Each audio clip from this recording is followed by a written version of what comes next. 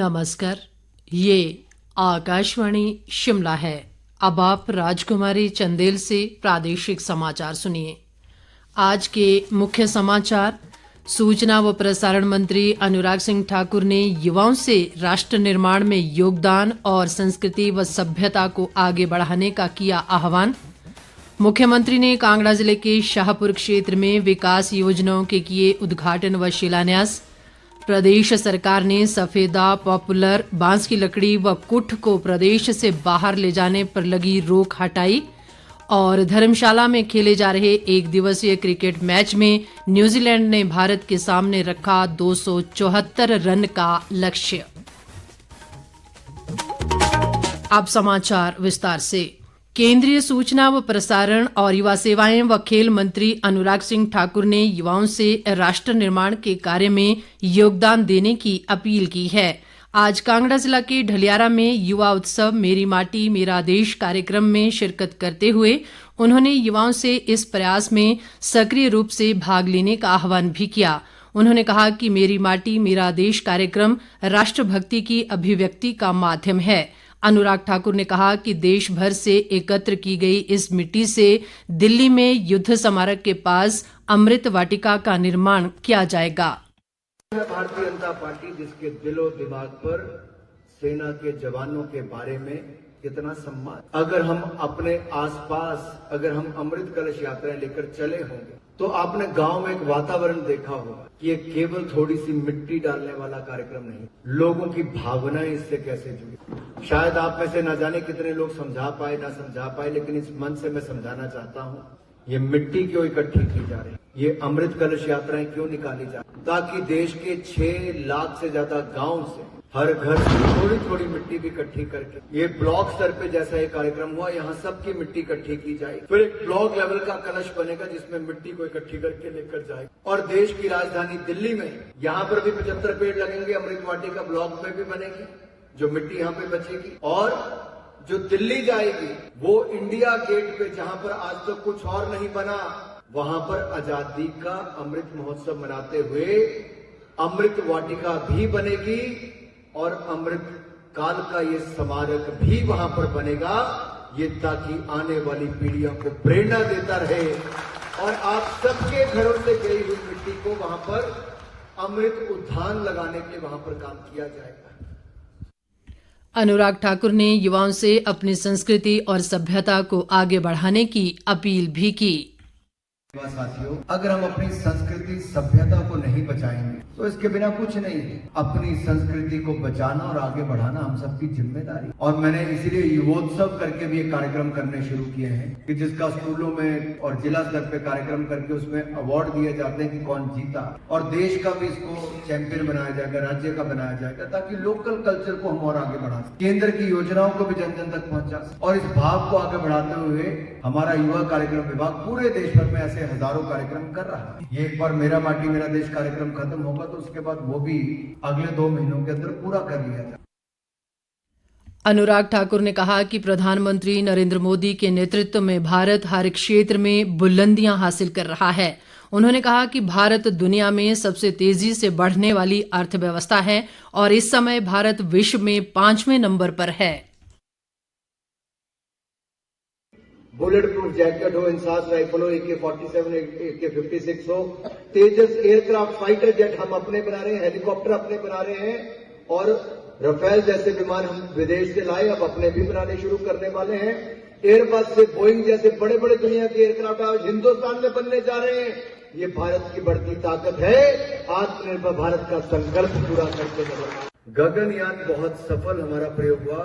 भविष्य में यहां से अंतरिक्ष में चंद्रमा पे ले जाने के लिए, ह्यूमन को भी ले जाने के लिए, तो उसके लिए भी भारत आगे बढ़ रहा है। आदित्य एल1 सोलर यानी कि सूर्य के कक्ष में भी जाकर हम लोग काम कर सके, तो उस तरह से आदित्य एल1 सोलर का भी सफल प्रयोग अब तक हुआ है। स्टार्टअप्स में दुनिया में पहली 3 स्टार्टअप्स में भारत के युवाओं ने देश को लाकर खड़ा कर दिया। भारत कहीं नहीं था 9 साल पहले, आज दुनिया के पहले 3 देशों में। मेरे युवा साथियों, अगर कुशल नेतृत्व, ईमानदारी हो तो बदलाव लाने में ज्यादा समय नहीं लगता। नेता हमारे पास है, आप जैसे युवा अगर ताकत के साथ साथ में जुड़ जाएंगे तो हमारा देश जो आज से 9 साल पहले दुनिया की 10वें नंबर की अर्थव्यवस्था था, आज दुनिया की 5वीं सबसे बड़ी अर्थव्यवस्था बन गया है।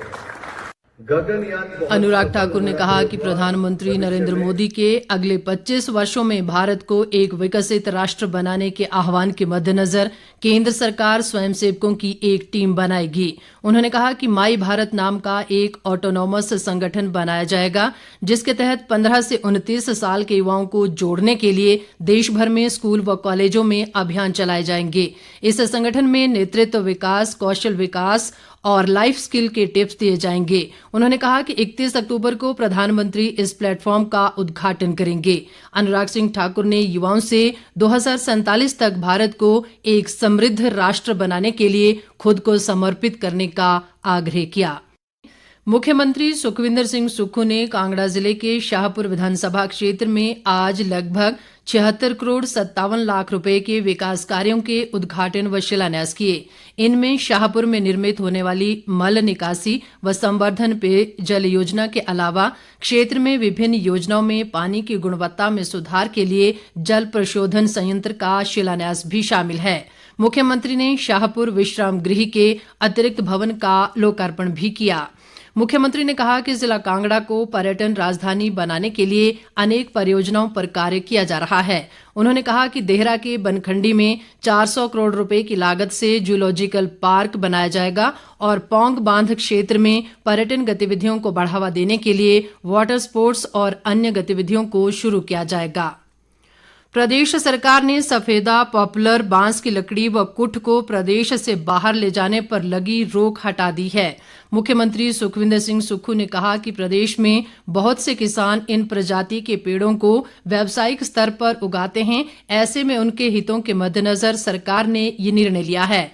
उन्होंने कहा कि इसके अलावा खैर की लकड़ी, कत्था, देवदार के तेल सहित प्रदेश में उगने वाली अन्य जड़ी बूटियों को प्रदेश से बाहर ले जाने पर लगे प्रतिबंध को भी हटा दिया गया है। हालांकि इन्हें प्रदेश से बाहर ले जाने के लिए वन विभाग से परमिट लेना होगा। मुख्यमंत्री ने कहा कि राज्य सरकार वन विभाग से विभिन्न प्रकार के ई परमिट हासिल करने के लिए प्रदेश में नेशनल ट्रांजिट पास सिस्टम शुरू करने जा रही है, जिससे लोगों को ई परमिट प्राप्त करने में आसानी होगी। प्रधानमंत्री नरेंद्र मोदी 29 अक्टूबर को सुबह 11 बजे आकाशवाणी पर मन की बात कार्यक्रम में देश विदेश के लोगों के साथ अपने विचार साझा करेंगे। ये मासिक रेडियो कार्यक्रम की 106वीं कड़ी होगी। लोग नमो ऐप या माई गॉव ओपन फोरम पर अपने विचार साझा कर सकते हैं।